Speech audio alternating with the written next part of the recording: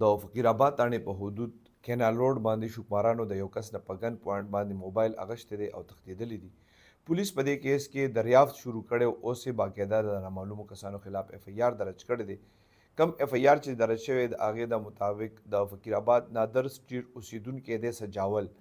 دی وایي دی کور ته روانو په دې کینال روډ باندې، کله چې د رکشو پول ته رسېدلی نو دغه ټایم کې موټرسایکل باندې دوه شوکماران راغلي دي.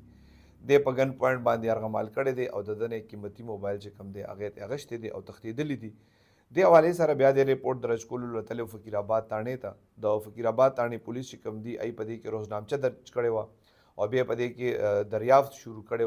اوس په دې کې پولیس باقاعده اف آی آر درج کړی دی. د پولیس وینا دا ده چې د نامعلوم کسانو خلاف د شوکې اف آی آر درج شوی دی او د هغې د ګرفتارۍ کوششونه شروع دي، خو تر اوسه پورې لا په دې کې څه داسې نه د غلو څه پته لګېدلې ده او نه دې کې څه ګرفتاري شوې ده. مزید که بیا په دې کې کله غله ونیول شو یا په دې کې څه ګرفتاري وشوه یا څه پته ولګېده نو زه بیا هغه ډیټیل انشاءالله تاسو سره ضرور شیر کوم.